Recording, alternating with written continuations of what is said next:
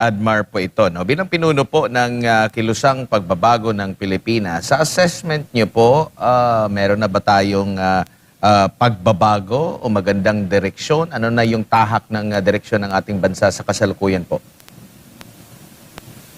I can confidently say clearly no, wala talagang pagbabago sa bansa natin. And besides, it will show in the ratings, no? Ang different survey companies are doing their survey at bagsak na bagsak talaga ang rating ng gobyerno. And why is that so?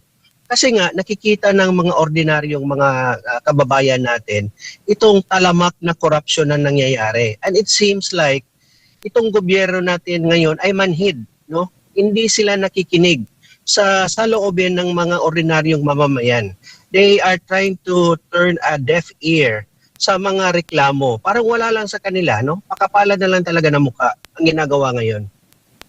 Opo, and sa mga usapin ngayon, maituturing na ba lahat ng parang nagiging priority, laman ng media ngayon ay puro patungkol sa politika? Sa tingin nyo po, ano po yung pinakamalaking hamon na dapat pagtuunan ng pansin ng atin pong gobyerno na pangkalahatang nakararami sa mga Pilipino ay may concern?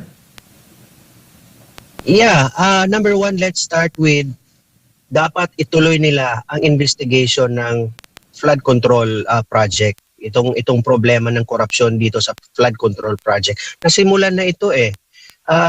Tignan na nga natin kung anong nangyayari sa Senado. Isa-isa nilang pinafila ng kaso itong mga senador na nagsusulong nito. And next in line of that is Senator Marcoleta, which was once the chairman of the Blue Ribbon Committee.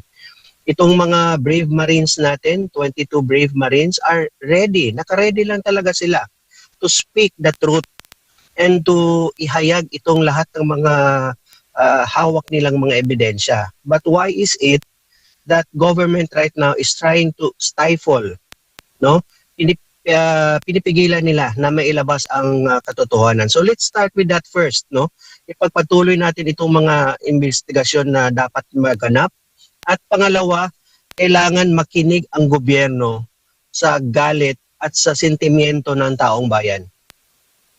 Opo, at bilang co-convener din po ng Sara All Confederation, alam natin na ang nangyayari ngayon sa pangalawang Pangulo, umusad na yung kanyang impeachment dyan po sa Senado.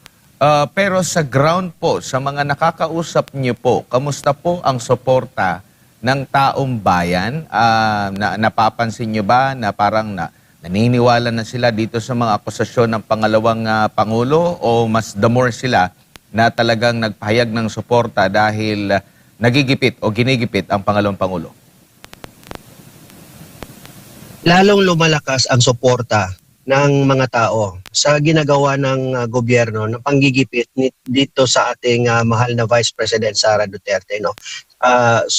Tumaas lalo, nagliliyab lalo ang damdamin ng mga tao ngayon na suportahan si Vice President Sara Duterte. Kasi people, kahit maliit lang yan sila na they're just ordinary Filipinos, hindi naman yan mga bobo eh. Meron din yan silang intelligence na marunong din silang kumilatis kung itong mga accusations are true or fabricated. Ano ba naman yung 125 million confidential fund na hindi totoo as compared to the 800 billion flood control na ninakaw nila na merong klarong mga ebidensya, 'di ba? So people right now are really emotional about this because the Vice President is doing her job very well despite the fact na tinanggalan siya ng mga resources, budget, but she's still doing the rounds all over the country helping people, no? So nakikita namin sa grupo natin sa DDS Sara All Confederation, composed of different groups espousing the Duterte brand of leadership, na talagang susuportahan nila si Vice President Sara Duterte sa lahat ng mga nangyayari ngayon. Opo, at dito po sa usapin po ng isinusulong po ng grupo nung nagkaroon ng rally dyan po sa People Power at lilipat nga dyan sa sa Liwasang Bonifacio, ang kanilang paninindigan, meron pong selective justice. Bago po tumulak pa Canada, ang Pangulo ay sinasabi niya na ang INC daw ay nagkamali at wala daw selective justice. Bakit, at kayo po ay sumusuporta dito po sa payag na ito ng INC, bakit po hindi natin dapat paniwalaan ang naging pahayag ng Pangulo na walang selective justice? Yeah, kasi nakikita naman natin talaga na magaling lang talaga ang gobyerno ngayon na magsalita. Pero they are doing the other way. Taliwas sa sinasabi nila na merong fairness daw na ginagawa sila. Merong semblance of fairness yung mga investigation nila, preliminary investigations. But it's the other way around. Very selective. Why is it na hindi tayo nakakita ng mga senators na allies with the government na nafa-file ng kaso? Why is it that lahat na yan are those critical to the administration ngayon, no? Dati sinasabi ni Ombudsman Boying Rimulya na hinog na daw ang kaso against Senator Joel Villanueva. But suddenly, biglang tumamlay, no? So these are clear indication na selective justice. And let us remember, selective justice is injustice. There is no justice at all. It has to be implemented fairly for everyone. Opo. Sir Wendell, huli na lang.